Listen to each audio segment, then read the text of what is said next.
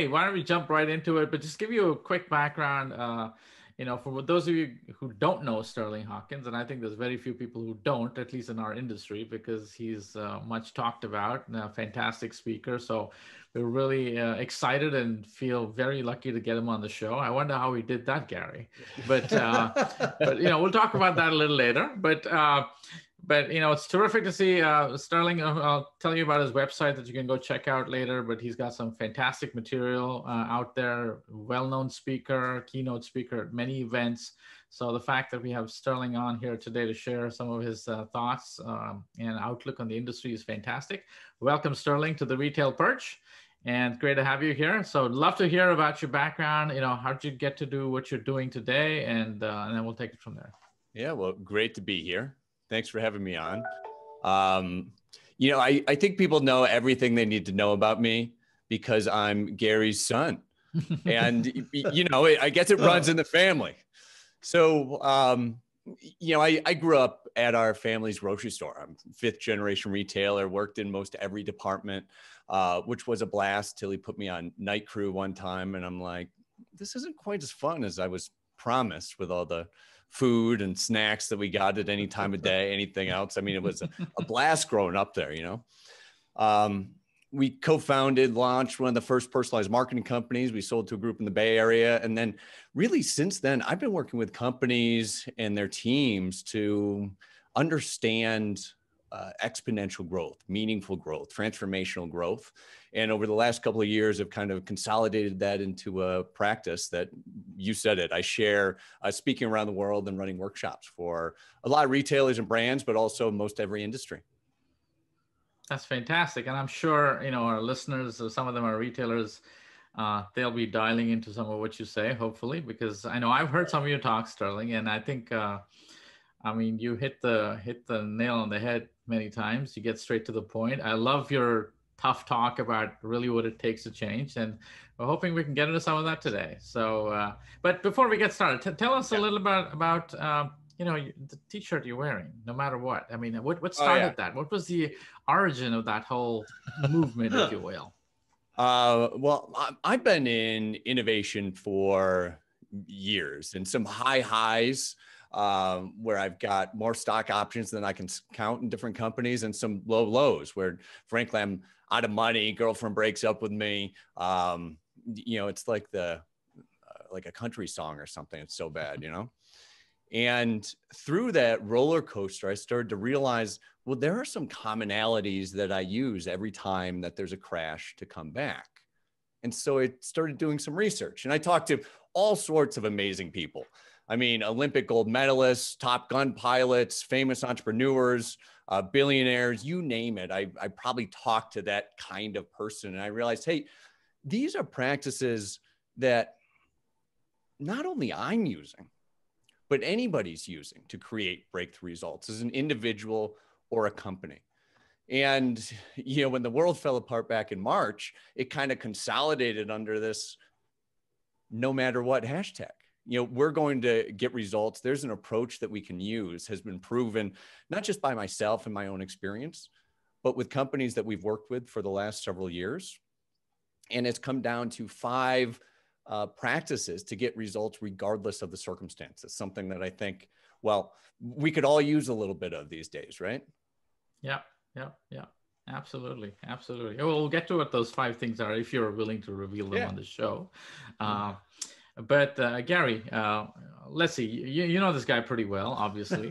Right. But you've seen Sterling probably transform in front of your eyes. And we'll get to the retail section, but I want to ask your opinion about what have you seen here in terms of Sterling's transformation and what he's picked up, his life lessons, so to say, and kind of transformed his career.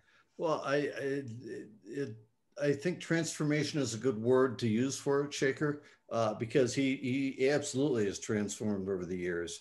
And it's really been fascinating to watch, both as a parent, but also as, sort of a coworker, business partner type thing, and just as another human being. I think for good or bad, members of the Hawkins household have this sort of, do or die type of attitude. that we bring to different things we tackle over the years. And it started, with Sterling, way back when he did an outward bound trip. You were what, in high school, I think? 15 right, years Sterling? old, yeah. 15 years old, and had a pretty significant and challenging outward bound trip out here in the Rockies, that I think began to really instill that sense or that spirit that, hey, we can do more than we think we can do. We can get through even tough circumstances. And what's really been neat to watch with Sterling is how he has studied and brought together a lot of different teachings, a lot of different learnings across a lot of different disciplines to sort of consolidate that message and make it actionable, make it usable by, I think, a lot of people. That's awesome. Thanks for that. That's awesome. That's amazing. So Sterling, let's dig into some of of course we're talking about specifically to the retail audience, the grocery retail audience, and and one of the things that I've observed, being a relative newbie to retail myself, is that many of these organizations are very old, right? So these are companies that have existed for 70, 80, sometimes 100 plus years. Right. And, and then on the one hand, you have organizations that have this long lasting capacity. And on the other hand, you have something like technology, which changes almost every year. And it can be a culture clash in some sense to be able to adopt and drive innovation in a company that seems to have found these incredible pillars of existence, right? And I know you have some terrific thoughts about that. So, I'd love to hear about how does somebody who's an established organization think about innovation, think about disruption? Yeah. Well, I think that culture clash you speak of around technology is not really because of the technology. That's a symptom of people having a difficult time changing. As humans, we weren't really designed to change and pivot and adjust and deal with the pace of change that is, quite frankly, everywhere today, technology especially. We were built to survive.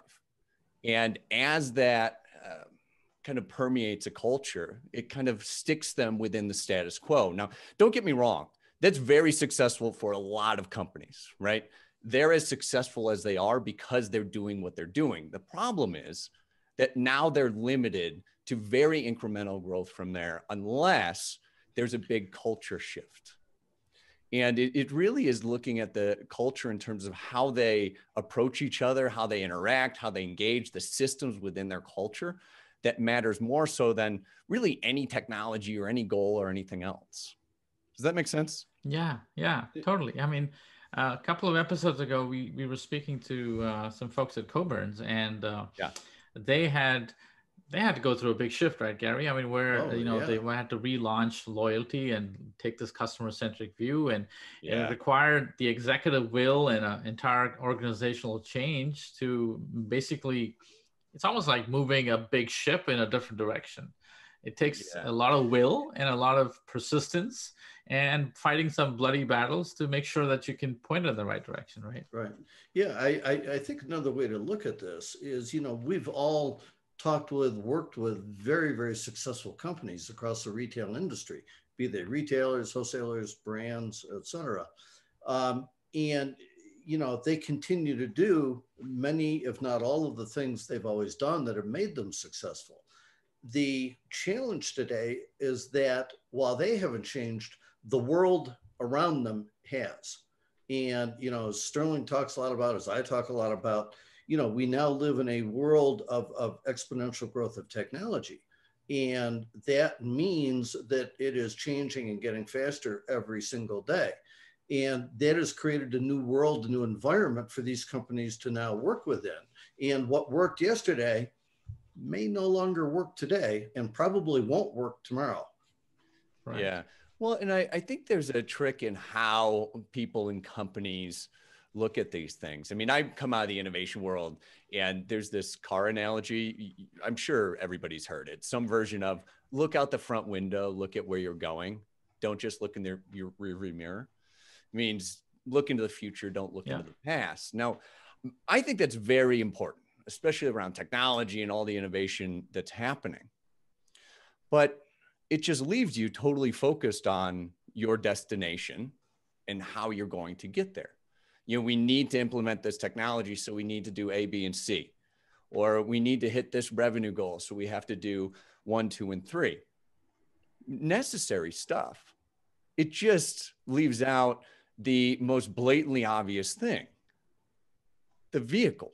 Of course. Right? It's the vehicle that is your company culture that's going to get you anywhere. Now, the cool thing is, when your vehicle or your culture starts to change, it starts to change what destination is even possible. If you walk outside in the morning and you see the car you've always had, well, you figure you can make it 10 miles down the road, and you know all the stops you're going to make on the way, and you know the turns you're going to take. But if you walk outside one morning and your car has wings on it, well, where you can go is entirely different.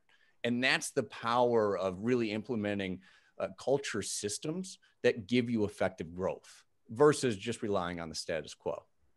That's powerful. So, I mean, that obviously applies to any industry you can think of. But is there anything that you find in the retail industry that you think, what kind of wings can a grocer grow? I mean, in terms of, there's lots of rigidity in their go-to-market strategies. What do you tell these people? Yeah, well, when I'm talking about wings, I'm not talking about bolt on the latest and greatest technology. I'm talking about I've got 5 systems to get results regardless of the circumstances. And I think one of the most important things, and is always the place we start, is hunting discomfort.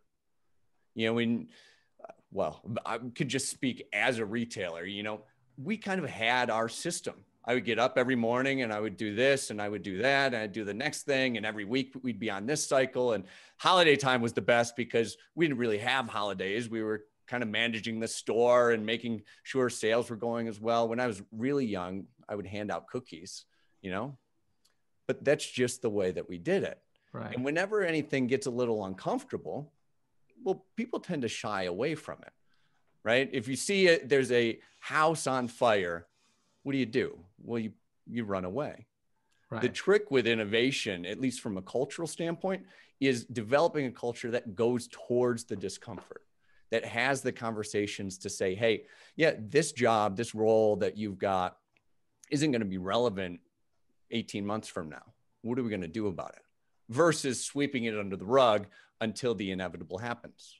Right. Or sitting down with the IT department to say, hey, we know we need to overhaul the whole technology system here. Let's have that hard conversation, the things that we probably haven't been avoiding or haven't wanted to talk about, because it's inside of that discomfort, we'll be able to get transformative growth. Yeah, I think that is a really powerful point, right? Because, we've all, again, worked for, had experience with companies that have been successful.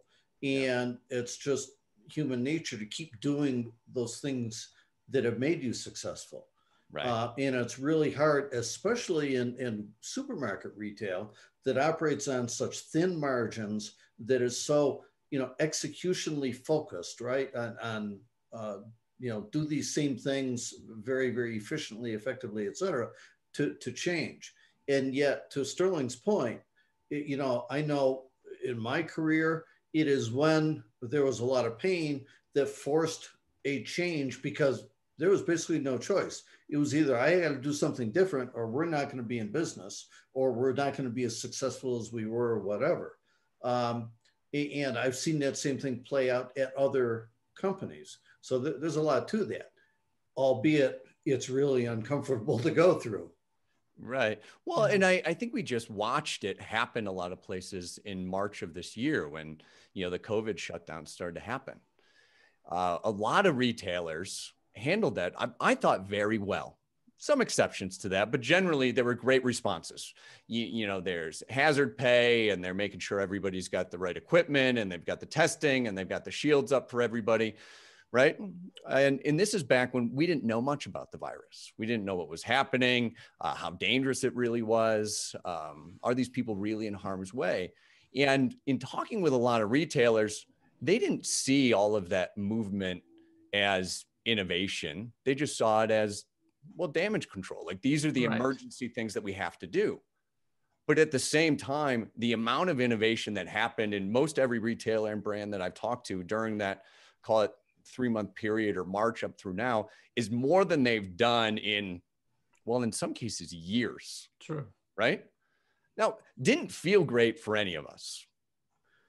But at the same time, they changed their processes. They changed their systems. They changed the conversations they had to get things done. And it was almost like they had to embrace the discomfort because we're doing it for everybody. And as such, we got a great result. The trick is harnessing that kind of situation to drive change without totally disempowering the entire leadership team and company. Got it. Yeah. Got it. You know, it was really fascinating to just pick up on that in those first days, weeks of the whole pandemic. You know, to your point, Sterling, yeah, retailers were innovating in real time, right? As we like to think of it. But what was fascinating was a fair number of the different executives I talked to around that time, they didn't view all the stuff they were having to do as a headache or, oh my God, this is so painful.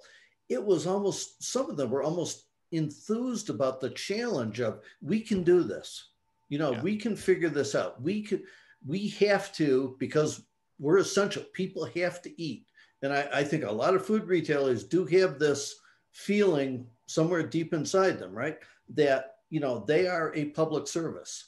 People need to eat. They need to find a way to stay open and operate as best they can in, you know, the situation that we had.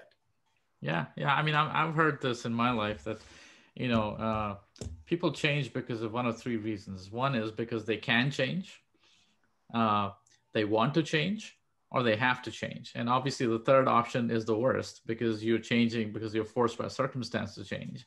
Ideally, you want to do one or two, which is you can change and you do, or you want to change and you do. And I guess we saw in these last few months that several people changed because they absolutely had to change. They weren't ready for the disruption. They weren't. So how do you get companies in a mindset where they want to change? How do you create the internal discomfort? I mean, I guess that's really the tough part. One is being put in a position of discomfort where you have to solve a situation. The second is creating it internally so you create the innovation, right? Right. Yeah. Well, you build a kind of a cascading flow of momentum, and the pandemic can actually be a good starter for that, because it's kind of shaking everybody up. And, you know, Dad, as you said, some people are really enthused by this, not by the virus, obviously, but the fact that, hey, I'm showing up at work on Tuesday morning and it's different than it was last Tuesday. I've got a mission and there's something to do. Right. And we're going to figure it out. Exactly. And the way you keep that momentum is you offer people a chance to kind of put themselves on the line, to put something at risk, where, yes, as a company, we have to deliver. We have to make sure that there's groceries on the shelf and our employees are safe. Call it the most basic level. But at the same time, every role within that organization, the store manager, the night clerk, the operations manager at the headquarters level, right? There are smaller things that they can commit to their boss, to their family, to some people around them, that all of a sudden has them, again, rise to the challenge, because it's the most interesting thing. Like, people can and do rise. It's just they need to have the chance for it. Right. So I know you talked about the 5 things, so that no matter what, can you kind of list them down? Talk to us a little bit about what these are. Yeah. So the first thing is hunt discomfort. You know, find the things that scare you and go after them. Hunting discomfort is like a muscle. You know, you go to the gym a whole bunch of times in a row, well, you get stronger. If you start hunting enough discomfort, you can handle greater and greater levels of discomfort and become, at some point, unstoppable, right? Where no matter how uncomfortable a situation is, you can still get after it. What's next is, we kind of walk through this a little bit backwards, is getting a tattoo, you know, committing so deeply to something that there's no turning back. Now, I don't have any tattoos yet. I will at some point. You'll have to follow me on social media for that, right? But the idea is that if somebody has a tattoo, that's with them really forever. And not only is it with them, it's a reminder of what they stood for, a belief that they had. And more so, they're probably sharing it with other people. If it's visible anyways, they say, oh, well, what's your tattoo of? right? And that's the idea of committing so deeply that it will always be part of you. Third is when you run into problems or obstacles or roadblocks, there's a technique I've got called flip it that really takes them and uses that as the door to breakthrough growth.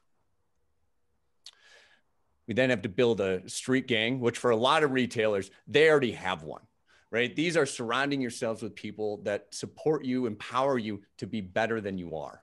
And I got to tell you, of all the industries that I've worked in, retail especially, some of the tight friendships there are just phenomenal. It's just having conversations with those people in some cases to say, hey, where can I be better? Where can I step up to the plate? What's something that maybe I can commit to that I don't see for an opportunity to be better? And the fifth step, which may be the most important step, it's also the hardest. It's surrender. To radically accept what is. You know, just to, again, use COVID as an example. Well, we don't have anything to make the virus magically disappear. In a lot of cases, we don't have the wherewithal or the connections to change whatever legislation might be going on around it in our community, state, or across the country. So how do we radically accept that and say, okay, given that, that's just what it is, where can we go from here? I love it. I mean, this is, obviously very, this looks to me as something that you've distilled out of years of experience. It's not something that comes overnight. So, and I don't think that any of those ideas are radically new. You know, I didn't like pluck this out of the heavens and say, oh, here's the 5 things. It really does come from a lot of research to say high performers across not just any industry, but any high performing thing, period.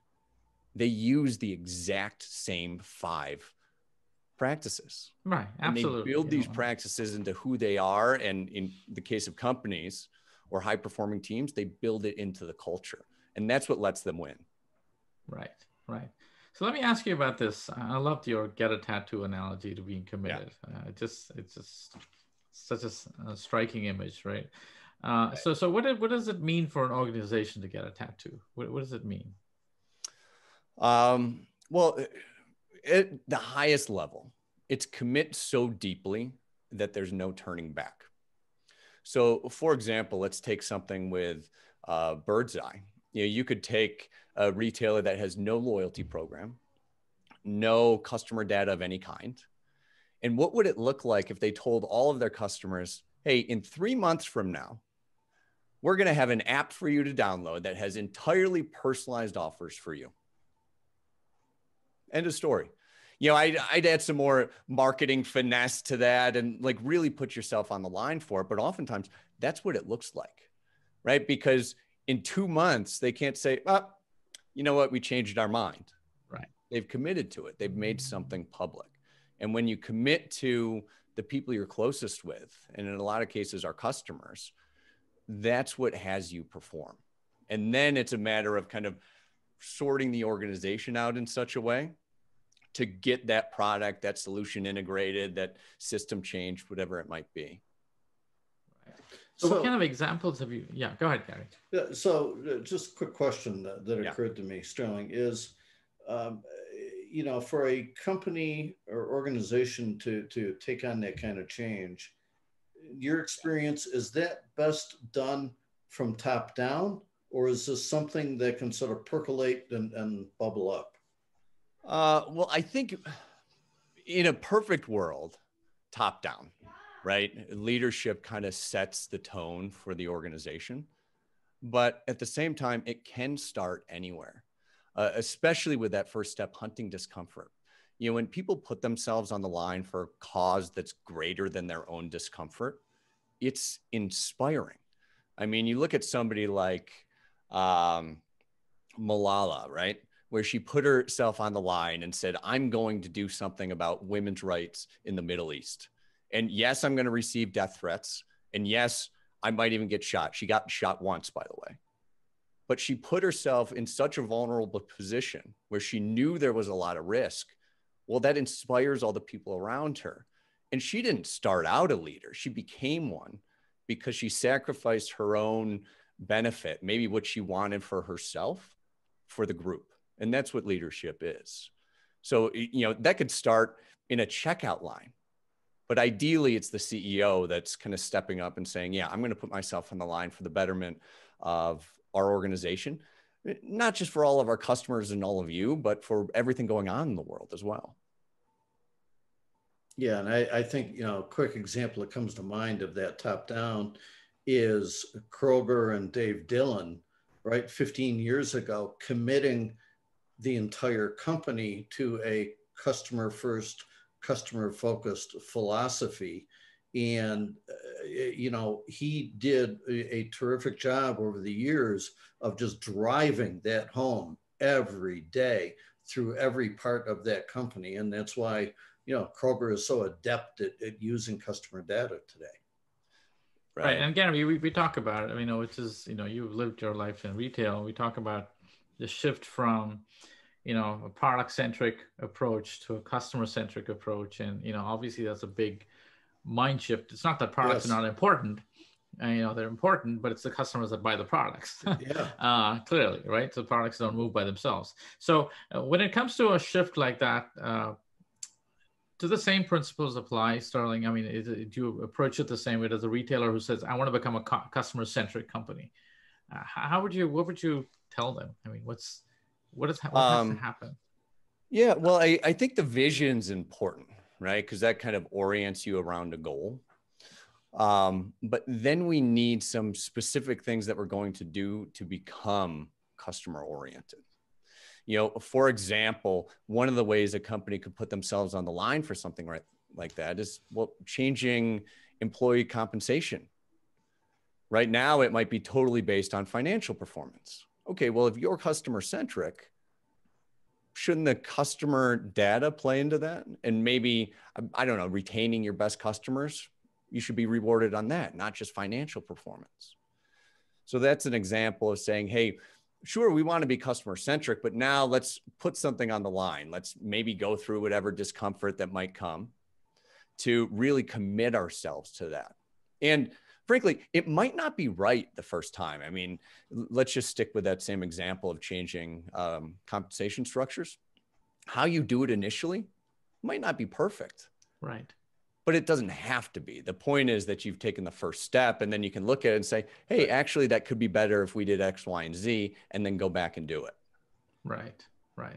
Yeah. Kind of reminds me of how we started at Birdseye and what we're doing now. Right? You just got to start somewhere. You just got to, journey of 1,000 miles starts with the first step, right? So that's right. But I think oftentimes there's some trigger that sets off what ideally becomes a chain reaction, right? Right. Sterling, you were young at the time, but almost 30 years ago now, when I made the decision to launch one of the first loyalty programs in the US, it was because, we were sitting there as an independent operator, and Walmart was just beginning to enter into the grocery industry. It was triggering this wave of consolidation across Kroger and Safeway at the time and other big retailers.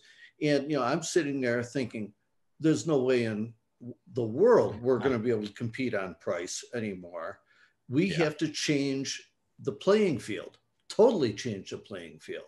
And it was then I began reading about, some of these early programs, other parts of the world, and, connected the dots between some type of customer ID and transactions and gathering all this data and leveraging that understanding. In our case, that was the trigger. Yeah. And I guess that's what you mean by flip it, right, Sterling? You kind of have to create that breakthrough. Can you explain a little bit more about what you mean by flip it?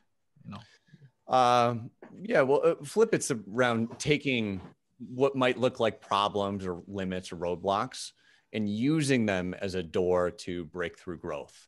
A great example of this is a friend of mine. He's a performance artist over in the UK. He raps, he writes, he does spoken word stuff. Phenomenal guy. His name's Zuby. Worth checking out. And I think this was about a year ago now. He posted something on Twitter that seemed fairly innocuous to him, but Twitter kicked him off. They suspended his account. Now, as somebody that makes most of his money doing things online and engaging with fans in the social media world, this is a very big problem. You agree? Yeah. Right.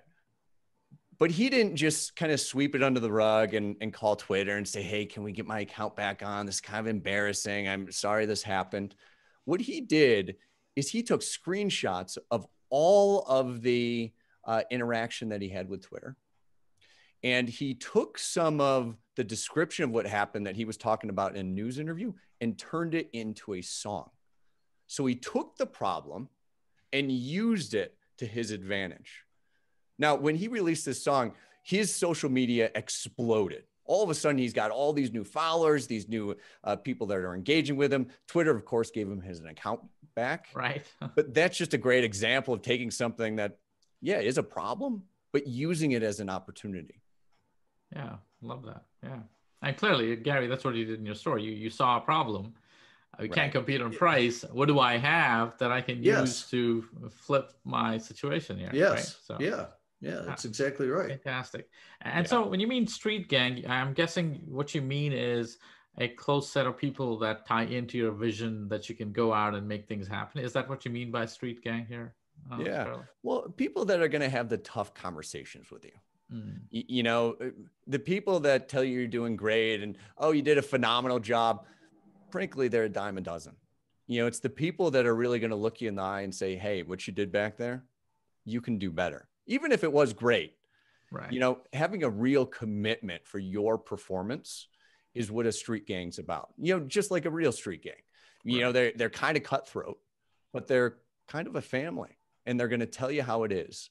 And they're going to tell you because they love you to death and they're committed that, well, you get the best results. And it's the same thing in work or, well, really any situation where you're surrounded by people that say, hey, here's where you can do better. Here's how, maybe here's some resources, not from like a, I'm upset with you standpoint, but more from the place of love of, yeah, I want to help, you know, here's how to be better. Right. Yeah. And as you called out, Sterling, a lot of retailers are in a really envious position, right? Many of these folks are in share groups that have been in place for decades in some cases. You know, the CEOs have fellow CEO relationships that go back in some cases for decades, you know, family relationships. So in a real sense, many of these folks have already got that sort of street gang built in or around them. It's just in how they use it. Exactly. Yeah. And it might just be a simple conversation to say, hey, we've known each other for 30 years. When you look at my career, what do you think? Or where would you direct me? Or where can I improve? You know, because sometimes people won't tell you unless you ask. So you got to be open to it too. Yeah. Yeah. And, you know, Shaker, I think Coburn's is a great example of that, right? They leveraged their share group. They leveraged a lot of Chris Coburn's relationships, Dennis's relationships around the industry to learn all they could around loyalty and you know, personalization and so on before they put their program together and rolled it out. Yeah. You know, and I think in entrepreneur speak, we always say, you know, nobody wants you to call your baby ugly, but sometimes you got to face the truth and fix it, you know? You know, and when you've been doing something for a long, you get attached to it, you get attached to the way you do things, and you don't want to, you want the status quo because again, it's that discomfort, right? You just don't want to, you don't want to face those things unless you absolutely have to. And I guess in a world that's changing rapidly, if you are not proactive about seeking that discomfort, you are going to be disrupted. Yes. Oh, there's no question. Right. There's no question. I mean, every big breakthrough is on the other side of discomfort. I don't care if you're talking about an individual or a company. But we can use that discomfort to kind of inspire teams and start to build a street gang if we don't have one. There's this great story. Do you know the burger chain Red Robin? Yeah, heard about it. Yeah. So their CEO, Denny Marie Post, she was in kind of a tough position because they were looking at customer feedback forms, something that I think everybody looks at, right? And on their forms, nobody, well, next to nobody would recommend Red Robin to their friends or family. And she's looking at this saying, well, what do I do with that? This is a major problem. You know, can you imagine any retailer getting that kind of feedback? Like something must be done. So she called in all of her restaurant managers, you know, people that had responsibility, on the ground responsibility for how the customer experience was going. And, you know, they did the usual brainstorming. Here's what we can do. Here's how we can do it. At the end of the meeting, she said, you know what? Let's take this a step further. If we can double the response rate to say twice as many people, which is not all that many people, will now recommend it in some period of time, I think it was like 3 months, I will literally get a tattoo. And of course, you can imagine how this meeting went. It went from kind of the usual status quo of, okay, well, we got to check that. We got to make sure we're smiling when people come in. We got to say please and thank you. And all of a sudden people are like, wait, really? Right? It takes it to a whole nother level. Like now we're playing. Right. Now, it went from almost everybody had a negative response on that survey to, in a very short order, I think it was like 6 weeks, almost every single person filling out that survey as a customer said, yeah, I'd recommend this to friends and family. Wow. And Anne-Marie Post, she did get a burger tattoo. I think it was on her left arm because she followed through. Now, the cool thing about that is now that group of people that went through that, well, they're much, much tighter. They're having a much more dynamic conversation, not just about the customer surveys, but about everything. So she used discomfort. She used getting a tattoo to really build a street gang inside of her organization. Yeah, that reminds me, you know, Shaker, you may remember this. Sam Walton years ago, right, promised his management team if they hit a certain performance level, he would do the hula in a grass skirt on Wall Street. Yeah, it can be that easy. And they did it, and he did it. Wow. And you'll still find pictures of that on the internet, right? That's amazing. But it was that symbolic thing and commitment that you know made that happen. Well, and it can be fun. I mean, so often I end up in these boardrooms where everybody's like so dead serious, like, performance is down and there's more competition than ever. And we've got a pandemic and, you know, it feels like we've just attended a funeral. Right. Nothing's going to get done when that's the state of affairs. Correct. At least nothing transformative. When you start to bring in some fun things like getting a tattoo or, hey, I'm going to dress in a hula skirt and go dance on Wall Street. Well, now all of a sudden people are excited. Like that's fun. And well, it's not a bad thing to have fun at work sometimes. Absolutely. Absolutely. I mean, you know, we've had our, Gary's been aware and witness to this. We've had our own share of dark Mondays, but, you know, but I think, you know, that's the story of every entrepreneur's journey is, you know, you got to figure out how to flip it, how to get the breakthrough, how to get your own street gang. I mean, this has just been, you know, I don't even know where the time's gone by. This is like 40 minutes in, Gary. Can we have a special episode and have this a 1 hour episode? I'm just having so much fun talking to Sterling here. This is just amazing. I know, and I think, you know, honestly, I think, you know, if you're a retailer, entrepreneur, I think really everybody can benefit from this, you know, what Sterling has put out here. It's just amazing. But Gary, I mean, did you have anything else, any other stories that you have, Sterling, that jump out at you from a retail perspective that you think will really help our audience? Let me think. Well, I think when we're looking at problems, and this isn't a story, this is just kind of a emphasis on using any of these problems and obstacles. Look at, well, why is it a problem? You know, is it a problem because of our own values, ethics, and beliefs? Is there some legislation? What is it that's causing this problem for us? And then looking at beyond the specific goal, what is the vision? What is it that we actually wanted to achieve? Because once we free ourselves up around the vision, we can start to look at other ways to achieve that. That's maybe using the problem in a totally different way or going around it or flipping it, right? I don't love the term thinking outside the box, but that's essentially what we're doing.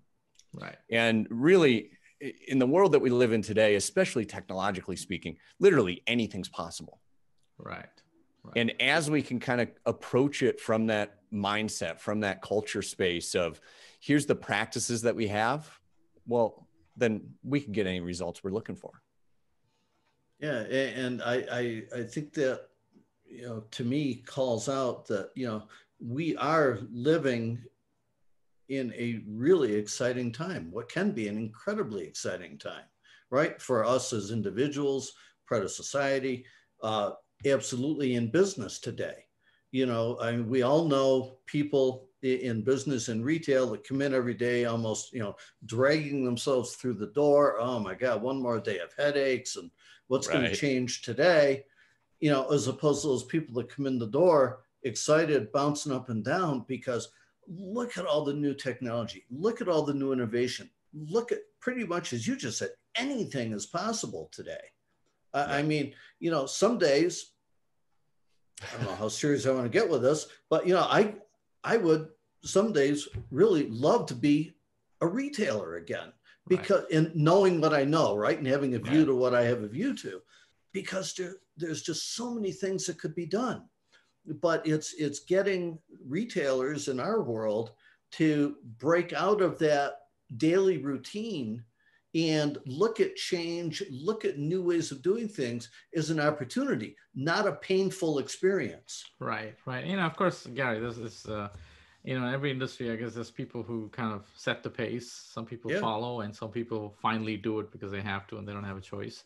And, I think there's plenty of examples like you brought out of retailers who've really gone out and kind of, committed to that change and made it happen. And there are some who are, I guess, because of the last few months, have had to pick up and figure out what they're going to do. So the last question here for you, Sterling. So with what's gone on in the last 6 months, and I'm sure a lot of what you've thought about here, these no matter what principles, have kind of come to light and become, more apparent in some sense, right? Because you really had to have the no matter what attitude to get through some of these times that people have been through. From a perspective of retail, what do you see? What do you see happening here next? Because I think you're also a little bit of a futurist. You talk about, what can happen in the future. What do you see for retail and grocery? Well, I think personalization and automation are a couple of big buzzwords.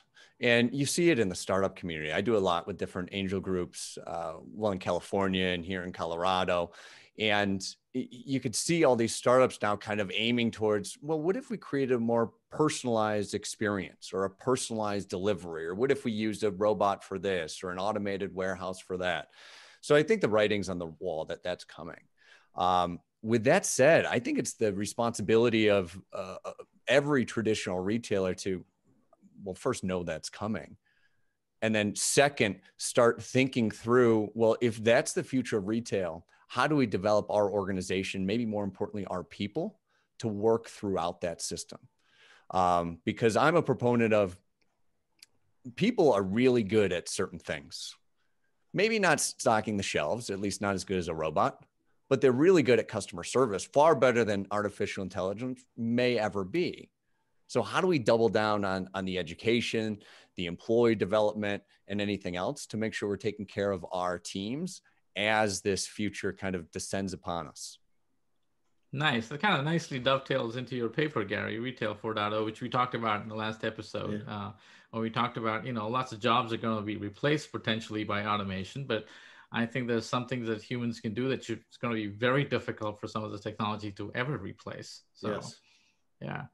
Terrific. I mean, man, I just absolutely had a blast talking to you, Sterling. And thanks, Shaker. It's been too long since I've seen you, by the way. I know, right? I know. I your background's inspiring me. So I'm building a new office, and I think I'm going to change out the paint on my wall in the back and put a couple of plants. And but this has been so much fun, and I'm sure our listeners have absolutely had a blast here. By the way, sterlinghawkins.com is the website, right? That's right. For any speaking workshops, sterlinghawkins.com. And then for all of our work in retail, advancingretail.org. Fantastic. And of course, if you're not following Sterling on LinkedIn, you should, because he's got some amazing, inspiring posts coming out every week. And I definitely make it a point to read through everything that he's got. But thank you again, Sterling, for being on the show, and you will receive a mug. Hopefully it doesn't have to come in the mail. It'll be handed to you in person, right? But appreciate you so much. And, also we want to thank, we don't put the show, like I say every week, Gary and I just here having some laughs and having a great conversation, but our team, a marketing team, Stephanie Doherty and Aswini are the one who put this podcast together. But I want to thank these guys. But Sterling, it's been great seeing you. Hope to have you back on the show again, in a few months from now. But appreciate it. Gary, anything else? Anytime. No, it was a great conversation. Sterling, thank you. Thanks, Shaker. guys. I'm sure we'll be talking again soon. Yeah. All right. Make sure to join us every Monday and connect with us at The Retail Perch on Instagram and Facebook. And if you have any questions, feel free to email us at theretailperch@birdseye.com.